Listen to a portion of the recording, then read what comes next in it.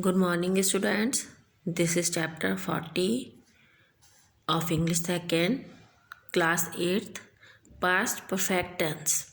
ठीक है, अब हम आपके पास्ट परफेक्ट टेंस पर आ गए हैं। रीडिंग स्टार्ट करते हैं। पहचान।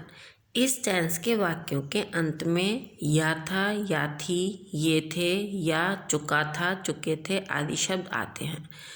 तो जिन सेंटेंसेस के लास्ट में ये शब्द आएंगे हम उसको देखकर पहचान जाएंगे कि पास्ट परफेक्ट टेंस है। एग्जाम्पल देखिए, साहिल नैनीताल जा चुका था।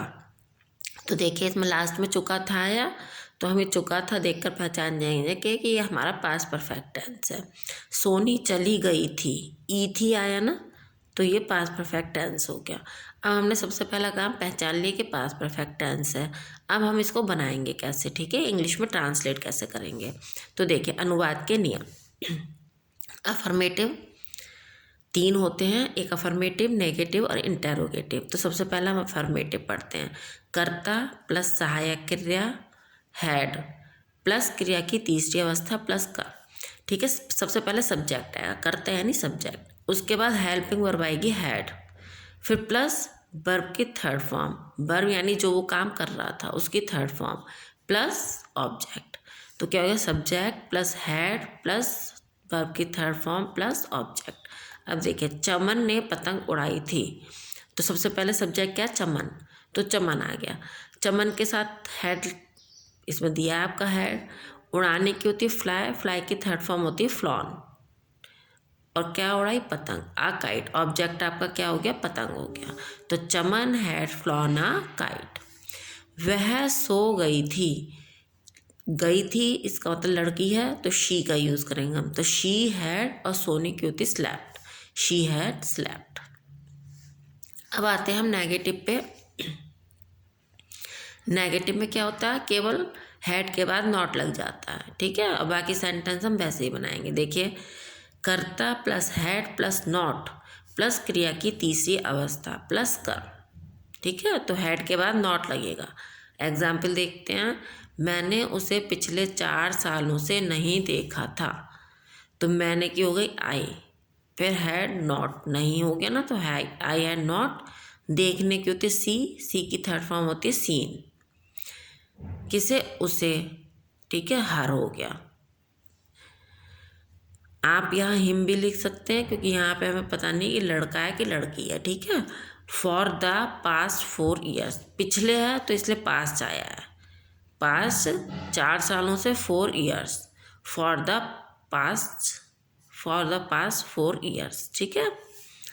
वह नहीं सो चुकी थी, शी हैड नॉट स्लेप्ट।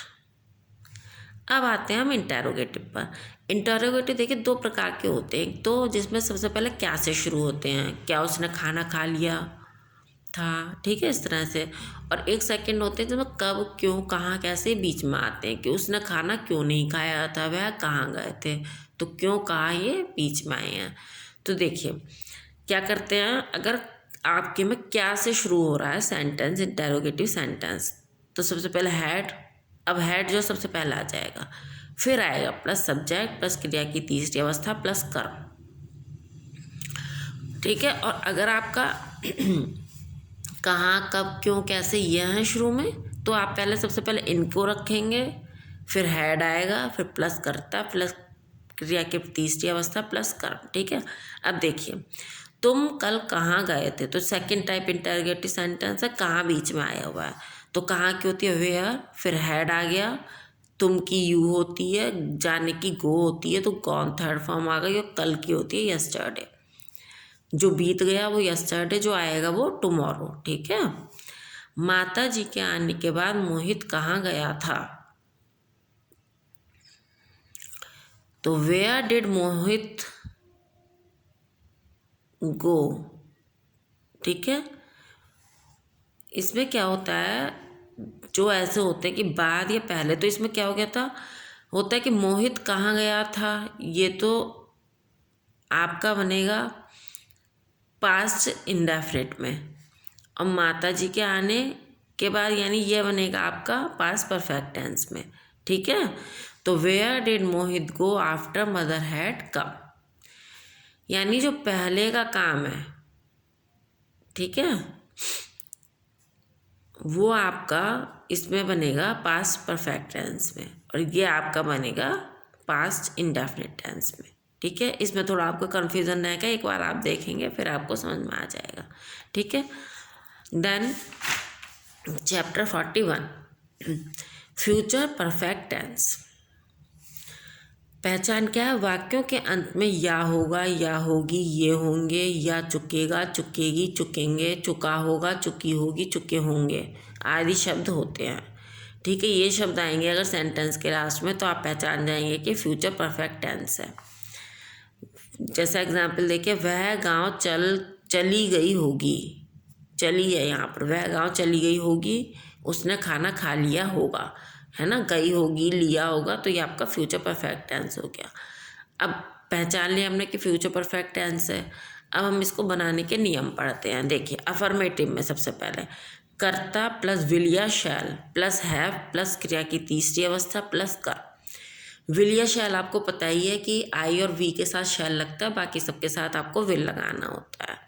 अब देखिए, लड़का अपना काम कर चुका होगा, तो लड़का यानी द बॉय, बॉय के साथ विल आएगा, फिर हैव आएगा, वर्ब की थर्ड फॉर्म करने की होती है डू, तो डन हो गया।